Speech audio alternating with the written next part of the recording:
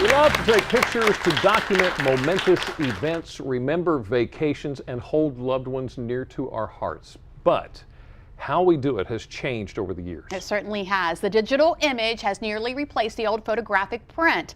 In the 80s, Kodak was the king of cameras and film, but failure to adapt to the new digital technology led to Kodak's bankruptcy filing last January.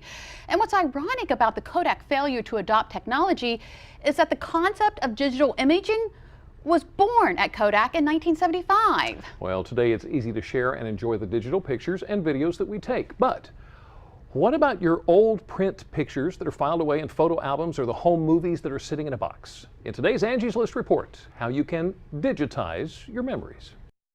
Chances are you have a stack of old photos, films, or slides collecting dust in your home. But are you able to easily view and share them with family and friends? We have a lot of people that come in and they find the films in their grandparents' house. They have the films done, and when they get it back, nobody knows who the people are in the film.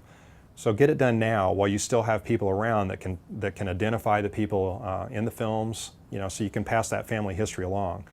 There are professional companies that have the knowledge and equipment to digitize a large amount of items in a short period of time and transfer them onto a DVD or a hard drive. The main benefit is time for people and expense. If you want to scan it yourself, you got to buy a scanner, and then the amount of time it takes. And then also the expertise that we have in cleaning up the pictures and fixing them. It's something that they're going to have to go look up and spend the time to figure out. And then also just the amount of equipment that we have, we're able to do things a lot quicker than most people are. Angie's List suggests asking some questions before handing over your photos or videos. If you need the finished project for a special occasion or event, ask about the turnaround time. Do they charge additional for a rush order? You really want to understand the cost. How do they charge? Do they charge a flat rate? Is it by the photo? Also, is there an extra charge for color correction? You want to be sure that you get the full glimpse of how much you're going to pay so that you can really compare quotes. If you find a local company to do the job, you can likely just drop off your items. Otherwise, you'll have to pack up and ship the materials.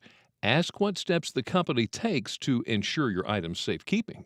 What's their process to make sure they're not damaged? Because if the original's damaged, you're really out of luck. And that brings up another good point, is to make sure that you're doing a small test with someone before you give them all of your photos. Take a few, see how it works before you do the rest of them. Now, if you don't have time or the budget right now to digitize your photos and videos, Angie suggests you take care of them and store your materials in a safe, dry place like an interior closet. She says photos and videos should be kept away from attics and basements where the climate is not easily controlled. Pretty interesting. Well, up next on Delmarva Life, many of us have probably felt the same way Molly's feeling this season on her hit show, Mike and Molly. Do you ever just kind of stand back and look at your life and think, this is not where I ought to be? Oh boy. We'll get a sneak peek at some of the life changes Molly's making.